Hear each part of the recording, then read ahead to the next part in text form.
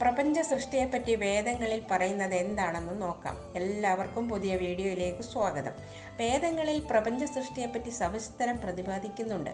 ശബ്ദത്തിൽ നിന്നാണ് ജഗത്തിൻ്റെ സൃഷ്ടി. ആദിയിൽ സത്ത്, അസത്ത്, സൂര്യൻ, ചന്ദ്രൻ, രാപ്പകലുകൾ, ജീവൻ, മരണം ഇവയൊന്നും ഉണ്ടായിരുന്നില്ല. അവിടെ ഉപാധിരഹിതമായ ഒരു ചൈതന്യബോധം മാത്രം ഉണ്ടായിരുന്നു. തന്നിൽ നിന്നും പരിണമിക്കേണ്ടതായ വിശ്വത്തെപ്പറ്റിയുള്ള ധാരണയോടെ അത് നിലനിന്നു.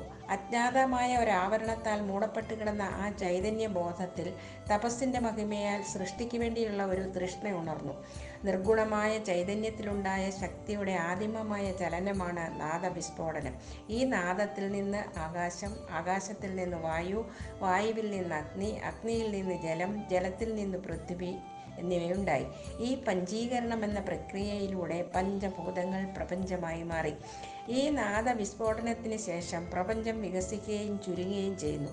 ഈ സംഗതി ഭഗവത്ഗീതയിൽ ഭഗവാൻ ശ്രീകൃഷ്ണൻ വെളിപ്പെടുത്തുന്നുണ്ട്.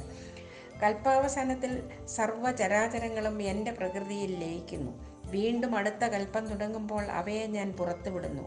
സൃഷ്ടി, പ്രകൃതി, പ്രപഞ്ചം, ജനനം, മരണം ഇവയെക്കുറിച്ചൊക്കെ ശാസ്ത്രം നൽകുന്ന അറിവുകളേക്കാൾ സുവ്യക്തവും യുക്തിഭദ്രവുമായ ജ്ഞാനം പകർന്നു നൽകാൻ ഭാരതീയ ആചാര്യന്മാർക്ക് കഴിഞ്ഞു.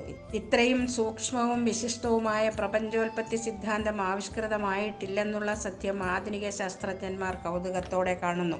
ദൂരദർശിനികളും മറ്റ് ആധുനിക ഉപകരണങ്ങളും ഇല്ലാതെ തന്നെ ഗ്രഹങ്ങളെക്കുറിച്ചും നക്ഷത്രങ്ങളെക്കുറിച്ചും സൂക്ഷ്മമായ അറിവുകൾ നേടിയെടുക്കാൻ നമ്മുടെ ഋഷിമാർക്ക് കഴിഞ്ഞിരുന്നു.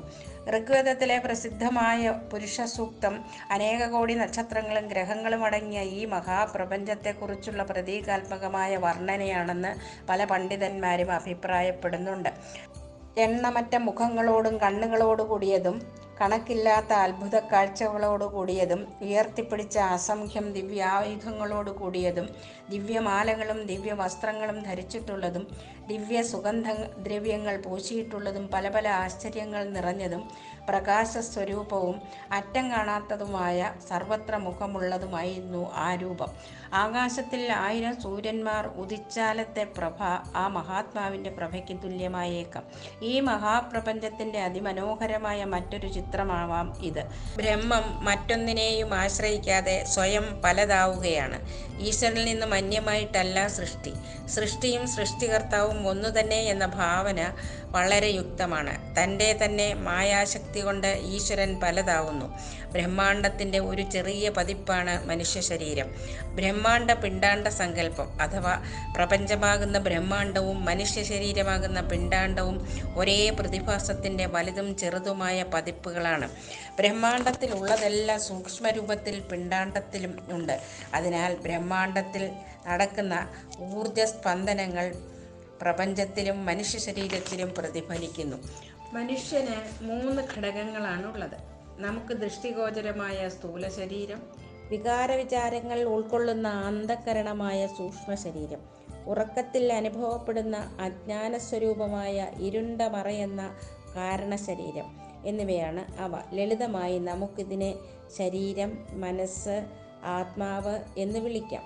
പ്രപഞ്ച ശരീരത്തിനും ഇതുപോലെ 3 ഘടകങ്ങളുണ്ട്. നക്ഷത്രങ്ങളും സൗരയൂഥങ്ങളും ഗ്രഹങ്ങളുമെല്ലാം അടങ്ങിയ ഈ പ്രപഞ്ചമാണ് സ്ഥൂല ശരീരം. ഈ സ്ഥൂല ശരീരത്തിൻ്റെ ഓരോ അണുവിലും നിലനിൽക്കുന്ന സൂക്ഷ്മ ചൈതന്യവും ഇതിനെയെല്ലാം നിയന്ത്രിക്കുന്ന ഈശ്വരനുമുണ്ട്. ഇവയെയാണ് സൂക്ഷ്മ കാരണ ശരീരങ്ങൾ എന്ന് പറയുന്നത്. മനുഷ്യ ശരീരത്തിലെ സ്ഥൂല സൂക്ഷ്മ കാരണ ശരീരങ്ങളെ യഥാക്രമം വിശ്വൻ, തൈജസൻ, പ്രാജ്ഞൻ എന്നിങ്ങനെയും പ്രപഞ്ചത്തിൻ്റെ ഈ അവസ്ഥകളെ വിരാട്, ഹിരണ്യഗർഭൻ, ഈശ്വരൻ എന്നിങ്ങനെയുമാണ് നമ്മുടെ ഋഷിമാർ വിളിച്ചിരുന്നത്. പഞ്ചഭൂതാത്മകമായ ബ്രഹ്മാണ്ടത്തിൻ്റെ സകല അംശങ്ങളും ഉൾച്ചേർന്ന അതിൻ്റെ കൊച്ചു പതിപ്പാണ് മനുഷ്യ ശരീരം. ഭാരതീയ ദർശനങ്ങളിലെ ഏറ്റവും പ്രധാനപ്പെട്ടതും ചൈതന്യവത്തും ശാസ്ത്രീയവുമായ ഒരു സിദ്ധാന്തമാണ് ഇത്. ബ്രഹ്മാണ്ടത്തിൻ്റെ സ്വഭാവവും അവിടെ സംഭവിക്കുന്ന മാറ്റങ്ങളും മനുഷ്യ ശരീരത്തെയും സ്വാധീനിക്കുന്നു. ഇതാണ് ജ്യോതിഷത്തിൻ്റെയും അടിസ്ഥാനം. ഇതുപോലെ പ്രപഞ്ചത്തിലെ സകല ചരാചരങ്ങളിലും ഈശ്വരൻ്റെ അംശം കുടികൊള്ളുന്നു. ഈ ഈശ്വരാംശത്തെ കലകൾ എന്നാണ് സങ്കല്പിക്കാറുള്ളത്.